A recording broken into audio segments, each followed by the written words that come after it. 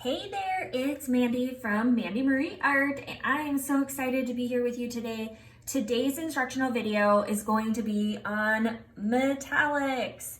And so I have a lot of metallics that I've kind of accumulated as I've been, painting and trying new inks and just looking on the market to see like what's fresh and new. And so today I thought it would be really helpful to talk about metallics, talk about the ones that I enjoy, the ones that I use the most, and talk about other ones that are out on the market, so that if you're kind of curious about them, we can dig into them a little bit more and hopefully find you some metallics that you really enjoy.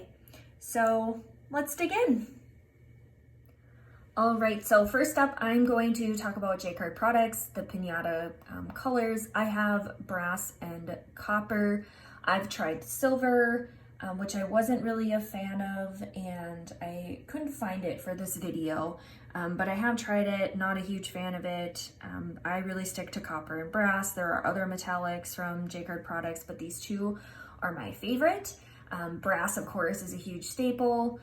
Some people like to use the gold from Jacquard Products, and again, I've also used that, but I am currently out of it, and I don't keep that on hand.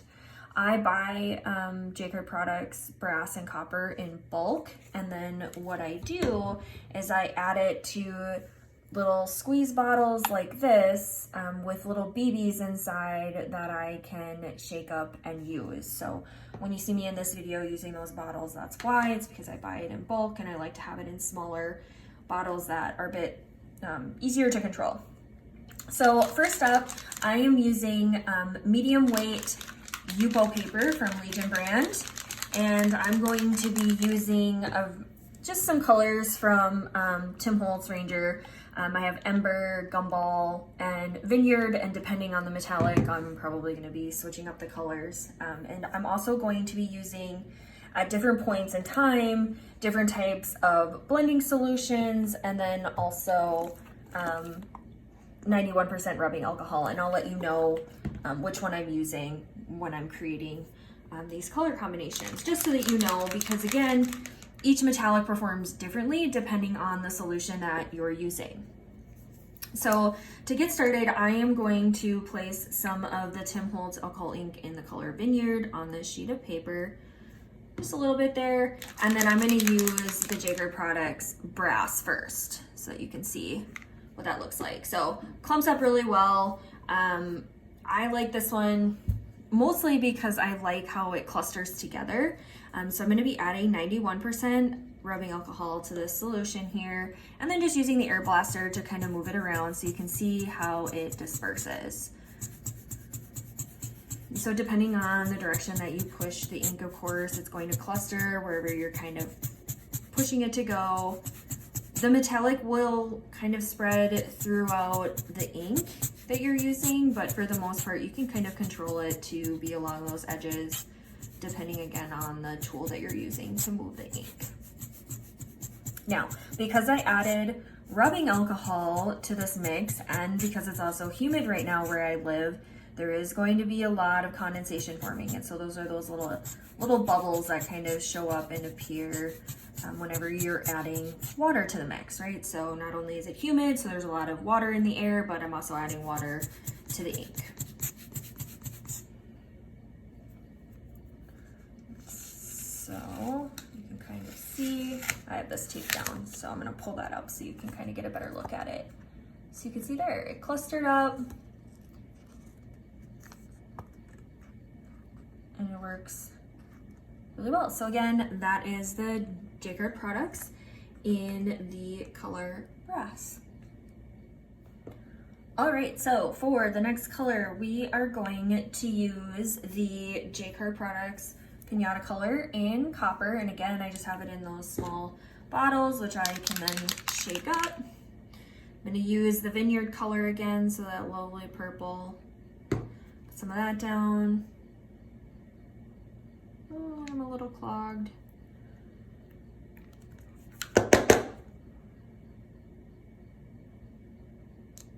There we go.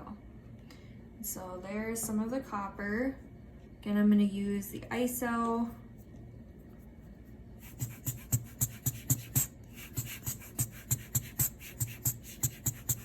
And with this color combination, the copper doesn't clump as well with the inks that I'm using. Let's see if I can get some of that clumping to happen.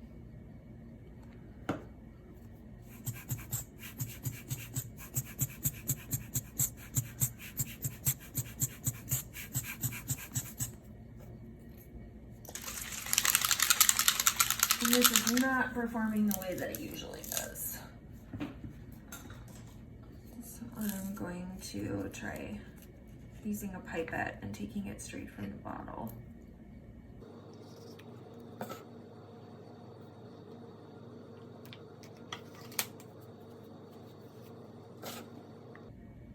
All right, sorry for the delay there.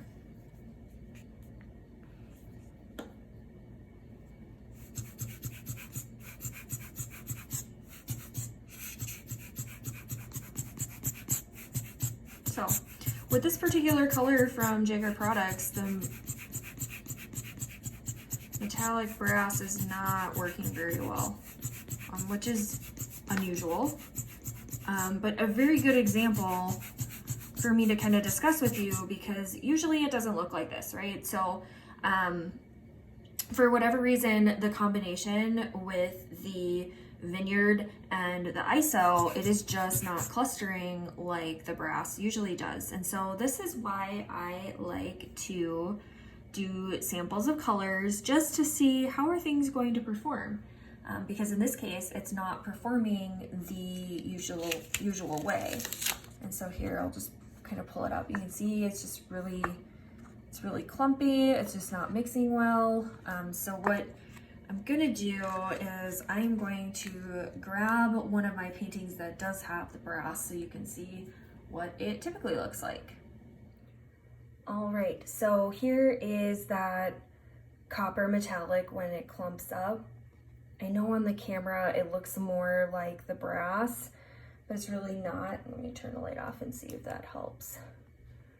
There, you can kind of see some of the rosy kind of copper to it. So it does clump up, but in this particular painting, I used only Copic ink colors. And so I think that it just performs a little better with some of the Copics and some other colors.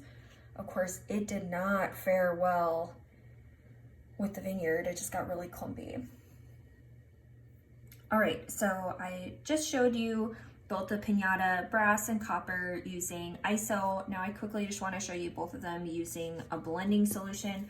I'm going to use a blending solution from Tim Holtz for this example. So here's Vineyard, here's copper. Now remember, the last time I used the copper, it looked, you know, almost like a pearl. And here's the blending solution. Nice thing about adding blending solution versus ISO, you will not see that condensation that was happening on the last one, but as you can see, that copper is just really performing like a pearl right now with this Vineyard color. But when you use Vineyard with, oh, and that's the other thing, you do always need to remember to mix it up. Solution again performs very similar to what the ISO was doing the last time with the metallic.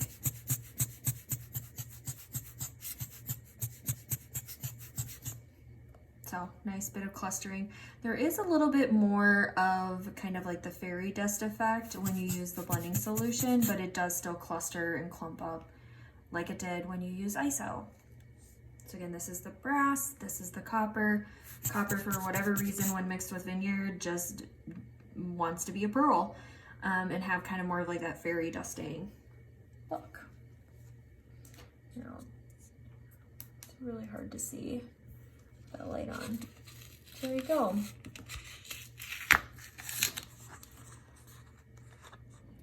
All right, and to recap, this here is the Pinata brass mixed with the Tim Holtz alcohol ink in the color Vineyard, and then I used the ISO 91%. And then this is the Pinata copper mixed with the vineyard and ISO. Up here, this is the copper with blending solution, and this is the brass with blending solution. And so you can see these two are pretty similar in their responses. For whatever reason, the copper does not mix well with the vineyard color from Tim Holtz, but I do have that one painting, if you recall that painting, where it does show how the copper can clump and look pretty cool. So again, just depends on the inks that you're mixing with it. So always sample.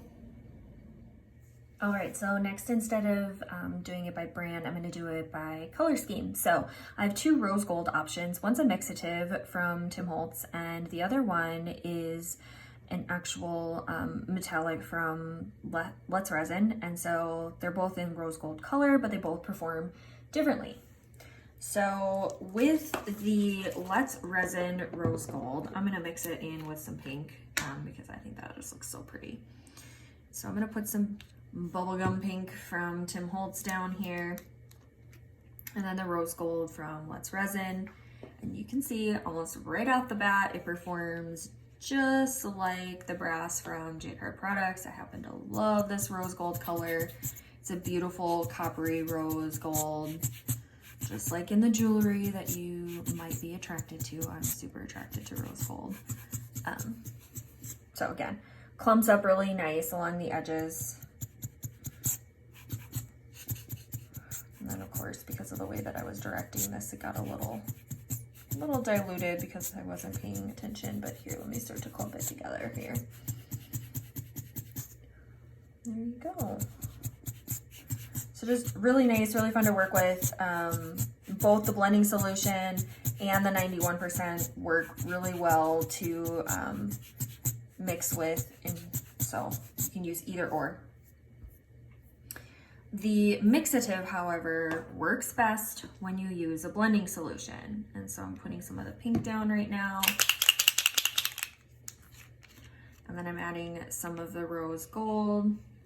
You can see right off the bat, just performs a little different from the Let's Resin that I just used. And now I'm using some blending solution.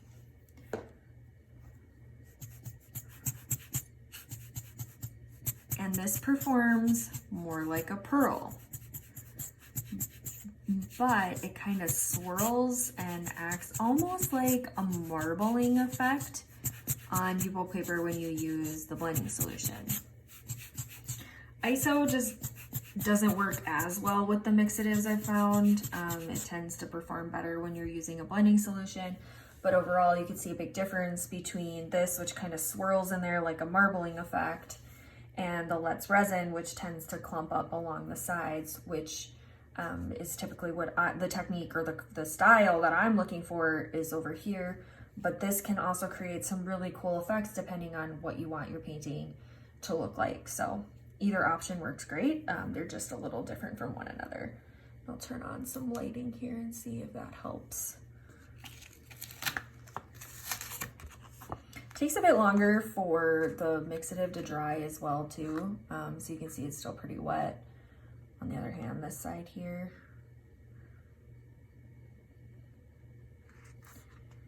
Again, it's really humid, so there's a lot of condensation happening even with using the ISO and the blending solution. So you can see different effects, different outcomes. So those are the two rose gold options. Next up, I'm going to go through the different gold options that I have. So I have the Tim Holtz Alloy in Gilded, I have the Let's Resin in gold, and T-Rex in the Golden Hour. So first up, I'm going to use the T-Rex. So T-Rex, the gold, performs really well, clumps up the way that I like it to clump up. So I'm going to use the color Ember from Tim Holtz here. Nice rich orangish red. Here's some of that gold from T-Rex and ISO. And so again, clumps up. Works really well.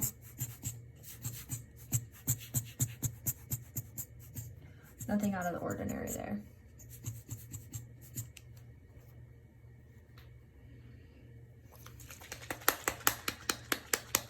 Next, I'm going to use the alloy from Tim Holtz, and I really like this one as well. So again, just some more of that orange there. Some of the Gilded. And now this one clumps up even better, in my opinion, than the T-Rex. So, and of course, I'm mixing some of the Tim Holtz alloy with the alcohol ink from Tim Holtz too, and so together they just perform well together too, because of course similar chemical makeup in their products. So you can see clumps really nicely. A little different from how it's performing over here, but again, they both clump up. If I were to choose between the two though, I'm a bigger fan of the Tim Holtz in Gilded than I am of the T-Rex in this particular color combination. But what I do want to just show really quick is how the T-Rex color though performs with its own inks. Okay, so I'm gonna grab some Canyon Rust from T-Rex inks. Okay, I'm gonna put that down. And then I'm gonna put some of the Golden Hour. And some ISO. Oh, let me adjust this for you.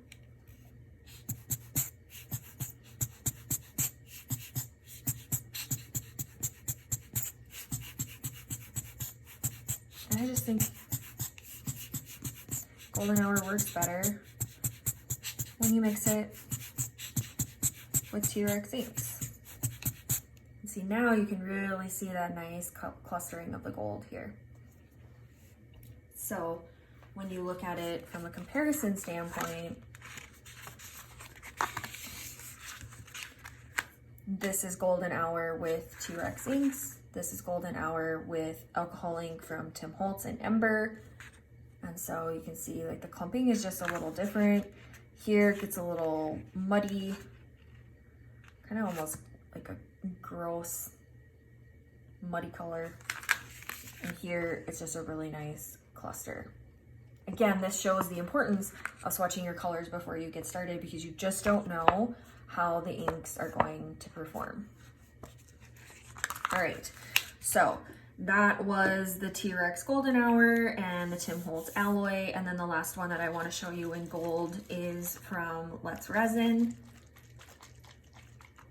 And so I'm going to use, again, some of that Ember from Tim Holtz. Resin, some ISO. And you can see it pearls and it clusters. So the gold is all spread out through that ember color there. It's everywhere in here, but then it's also clustering. Okay, so that's with the Tim Holtz Ember.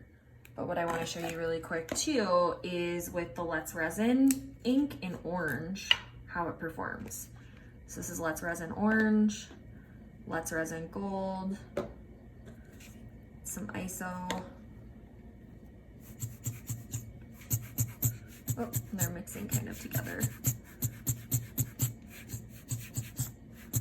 But there's more clumping in the gold, but there's still also some pearling.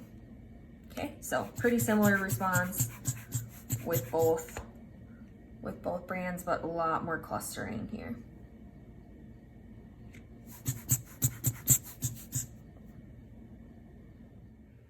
All right, so roundup of the golds. Here we have the Tim Holtz alloy in Gilded. So it has that nice clumping and clustering. It was mixed with the Tim Holtz Ember Colored alcohol ink, and so it just blends really well together. Here I used the T-Rex Gold Metallic mixed with the Ember, and you can see there's a lot of muddiness, some clumping, some weird things kind of happening. But when you mix the T-Rex Gold with another T-Rex ink, you kind of get more of that clustering, which I love to see. So you can see that there. And then this here is the Let's Resin. And so in this lighter color here, I mixed it with an orange from Let's Resin. The orange up here was mixed with the Ember from Tim Holtz. And so there is a little bit of different things kind of happening between the two, but they're very similar in their response. And so it's always, like I said, important to just test everything out and see how it responds before you start creating some larger pieces of work. All right, so before we move on to the silver, I do want to show you a really cool alcohol ink that I picked up from Marabu, which is Rainbow, and it's this really cool pearl essence. And so I'm gonna put down some of the Gumball Pink again, and then some of this pearl essence, just because it is so stinking cool. The color and the shimmer in it, I love this color. The problem is it's not really something that you can see noticeably, because of course it's just this really cool shimmer, but it reminds me of some sort of like princess pink unicorn shimmer. So you can't see it right now exactly, as it's again like more like a shimmer, but it is just so cool. I'm not really sure if the camera can pick this up. Let's see if some light on it helps. Here it is, just a little bit. You can see kind of like that really cool like glittery shimmer in there, in the center there, kind of along the edges here. It's just kind of like this really cool fairy dust thing. It's nothing like that stands out like the clustering of gold, but when it's in there, you can just see it. It's just this really cool shimmer. And so that again was the Marabu Rainbow. They have a lot of other metallics and different color options that I haven't tried out yet, but this rainbow one, it's pretty cool. I like it a lot. So rainbow. All right, now it's time for the main event. I feel like silver is the color that everyone complains about. They always have a hard time finding like the perfect silver. And so I'm going to show you some of the differences. And of course, everybody's paint style is different. And so you might not want the clustering like I do. Maybe you like the pearl essence, but I have several options here. I'll also talk about some that are not shown that I've used before, so that we can kind of chat through those as well. All right, so first up is liquid chrome from Molotow. Molotow? I don't even know. Anyway, liquid chrome is one of my favorite silvers that isn't really a silver, right? I mean, it's silver in color, but it's actually chrome. So it looks more like a mirrored image when you use it. I absolutely love the color silver and this chrome with blue. So that's what I'm going to be using. I'm using Deep Sea Blue from T-Rex. Love this blue. It's just a nice dark blue. We'll mix up this chrome. And really a little bit of the chrome goes a long way. I actually added way too much to the paper for this project, but add a little bit of the ISO. And you can see it clumps. And baby does it clump. And it is so cool. I just love the mirrored effect that it gives.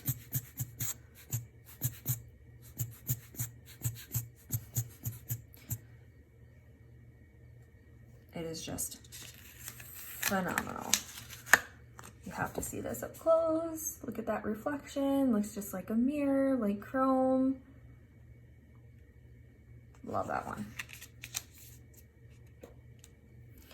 My second favorite silver, if you will, which has a lot of kind of like rust tone to it, is the Tim Holtz alloy in Foundry. So I love this color. Used it a lot for my last collection, quite a bit actually. So I'll mix it here again with that Deep Sea Blue. some Foundry, and a little goes a long way with the Foundry as well. Adding some ISO here, you can see right away, clumps up, performs a lot like the Molotow, but there's more of like a brown to this metallic. And so you can see, put in roughly the same amount, Foundry is just way more intense, a lot more metallic. And so when I say a little goes a long way, I'm not kidding. There are times where I have to almost soak up some of this, but you can see kind of like some of the brassy brown in it. And so it works really well when you're kind of doing like neutral tones, or if you want more of like a earthy vibe. Foundry's it. Foundry is where it's at. And I'll just kind of pull that up. So you see that was barely any metallic, and it pretty much took over the whole space. Next up is going to be the Tim Holtz alloy in Sterling. Again, I'm going to mix it with some of that deep sea blue just to keep it consistent. I did 1 drop of the Sterling, a little ISO. And the Sterling is really similar to the Molotow. And in terms of cost and the amount that you get, I would say invest in the alloy over the Molotow. Before finding the alloys, I would have said the Molotow, but now with the affordability of the alloys, I would definitely stick with just the alloys. And Foundry and Sterling are really similar. I gravitate more towards the Foundry because, again, it's more woodsy, earthy. It has a little bit of that brown in it, but if you want a true silver metallic, I would invest in the alloy in Sterling. The next few silvers that I'm going to show you are really more for the pearling effect. So I have Brea Reese in the liquid metal in silver, Let's Resin in the silver color, and then T-Rex in Starlight silver. These 3 are also very similar to the Jacquard Products in silver, which I don't have right now to show you, but they all perform the same. And so I'm going to put down some of that deep blue sea, and then this is the Starlight silver from T-Rex. As you can see, it mixes right in with the blue right away, like right off the bat. It just becomes a pearl. And so there's going to be no clumping, no clustering. The metallic is just mixed in there. I'm sure on the screen it doesn't even look like I added metallic. There's just a very little bit that is just kind of spinning and swirling in there. I'm going to even add some more. And again, it just mixes. And what it ends up doing when you add too much of it is it ends up just getting cakey, tacky, and sticky, which, if you're looking for texture, can be super cool in a piece. But if you're like me and you want more of like that clustering, this metallic isn't going to do it for you. Again, that was the Starlight silver. All right, and then the last 2 that I'm going to show you, Let's Resin ink and silver, and the Brea Reese in the liquid metal. So I'm going to start with the Brea Reese. Again, I'm going to use that deep sea blue from T-Rex to keep it consistent.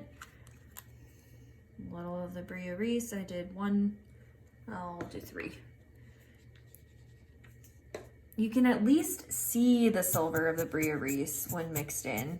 There's a tiny bit of clumping, but more than anything, it gets really muddy because it mixes in with the blue.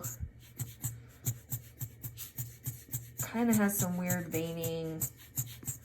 Like I said, there's a little bit of clustering in here, but it mostly just mixes together and kind of creates more of like a pearl. If you've ever used the pearl essence from Tim Holtz, I think that would be a way to kind of describe what happens when you use the Brea Reese liquid metal in silver. So next I'm going to do the T-Rex blue again with the Let's Resin silver. Add about 3 drops there too. Little ISO. And it just becomes that pearl essence again. So no real clumping or clustering, it just mixes in. And that's it for the silvers. All right, so here are all the silvers, just to do a recap so you can see them all by each other. This one here is the Tim Holtz alloy in Foundry. This is Molotow in liquid chrome. This is Tim Holtz alloy in sterling. This one here was the T-Rex in Starlight, Starlight silver. This one here is the Brea Reese liquid metal silver color. And this one here is the Resin in silver. And so you can kind of see how they all have different effects, pearling, especially once they're dry. You can start to see some of that pearl essence. So again, that's a roundup of the silvers. All right, that's it for the metallics that I have in my personal collection. Thanks for joining me this month. And if there are any videos or instructional things that you're hoping to learn, don't forget to comment below so that I have an idea of what to make next. Thanks again, and let's meet up again next month.